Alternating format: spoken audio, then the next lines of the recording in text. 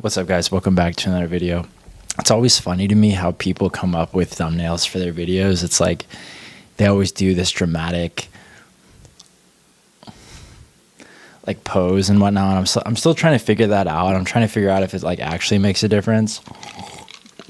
I'm pretty sure that it does, but to me, just the whole concept of like clickable thumbnails is so interesting to me. But anyways, welcome back to another video. Today we're going to be talking about why INFJs attract narcissists into their life.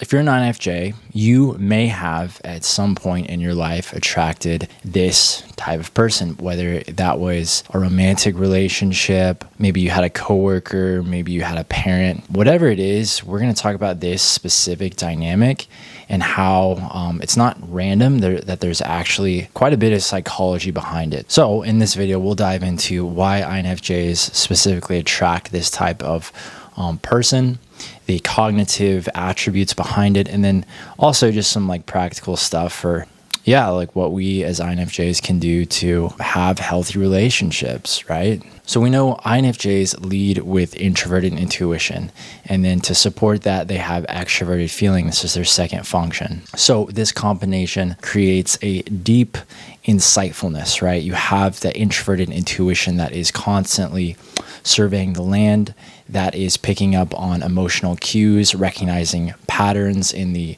sort of social environment. And so you have introverted intuition. The second is extroverted feeling. This kind of ties all of that data back into this sort of social dynamic to where the INFJ is beginning to pick up on how people are feeling, the overall emotional temperature of the social context that they're in. And when you have these two functions sort of stacked together, this creates much idealism in the INFJ. And so consequently, they tend to romanticize their relationships. They're entertaining the possibility of what things could be, oftentimes more so than how things are in reality. So this empathetic radar that INFJs have can often is often like a lighthouse to narcissists. Now, the thing too that I think is really important to understand is just because you have this empathy, just because you have, man, this image is like really tan. I'm not this tan in real life. I think it's just my stupid ring light here. Anyways, what was I saying? Dude, I don't even know what I was saying, man.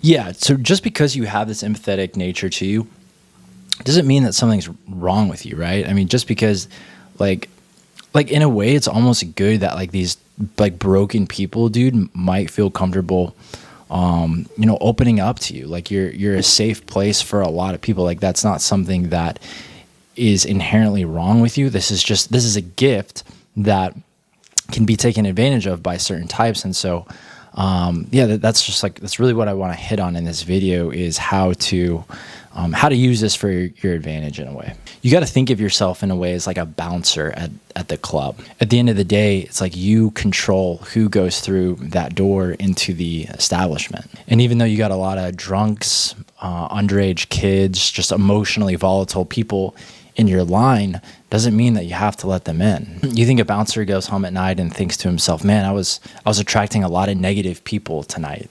No, he doesn't think that way at all. It would be different if he was letting these people in out of this fear of disappointing them, right? And so you as the bouncer, what essentially you're doing is, hey, here's the credential. Here are the requirements if you want to go into this place.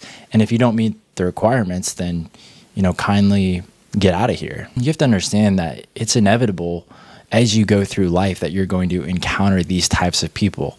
You have relationships, your coworkers, especially people that you meet and, like clubs, or not like the type of clubs, but more of like the chess club, the community group, the volleyball club, whatever. So in a way, you're never going to escape these types of people just simply due to the nature of the world that we live in. However, you decide who comes through that door and who you decide to not let in through this beautiful concept called personal boundaries. So let's talk about a little bit what narcissists see in INFJs. So narcissists will unconsciously seek out people who will validate their fragile ego, people that won't immediately challenge their behavior and are willing to absorb that emotional dysfunction without pushing back, at least early on. So to a narcissist, the INFJ's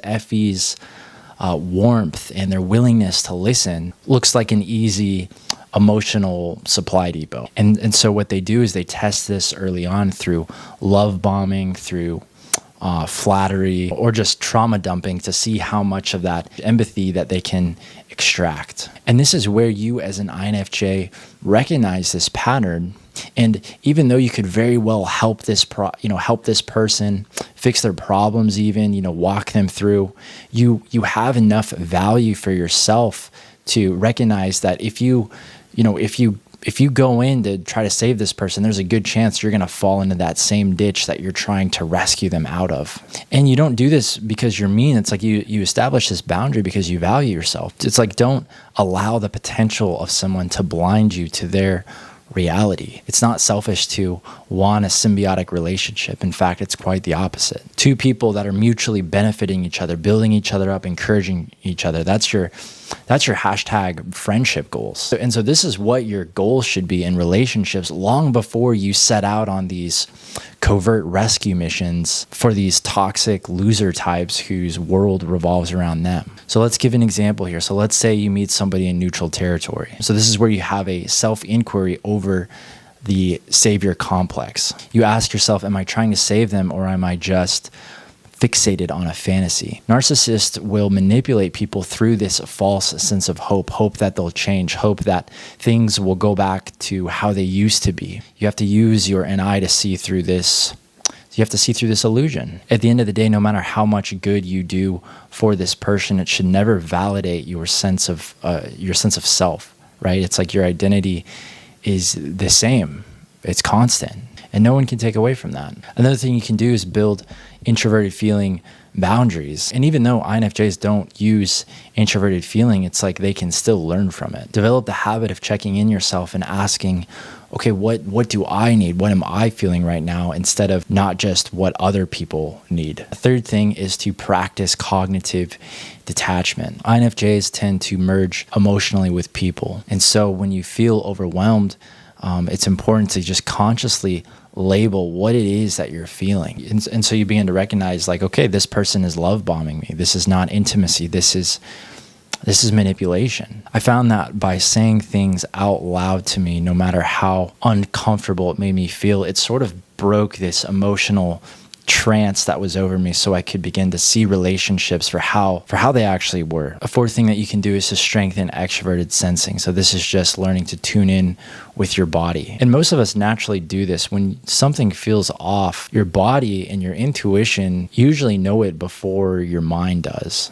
So don't rationalize red flags. Learn to trust your gut. If you leave every conversation feeling anxious, fearful of what that person thinks, then there's your signal. That's your smoking gun. And lastly, I would just say, learn to walk away sooner rather than later. The longer you stay in these types of relationships, the more damage is done. It's like you don't need to wait for that person to pull a knife out on you or shoot up a school. These are extreme examples, but it's like you have permission to make your own decisions. You can even let relationships blow up in front of you if you have to. So as we wrap up here, INFJs are very intuitive. They're highly empathetic, but those same strengths can be exploited without self-awareness. And you never have to change who you are either. You just have to not let people use your empathy as a weapon against you. And when you finally begin to do this, you realize that a relationship never has to cost you your peace. Anyways, I'll just end there. But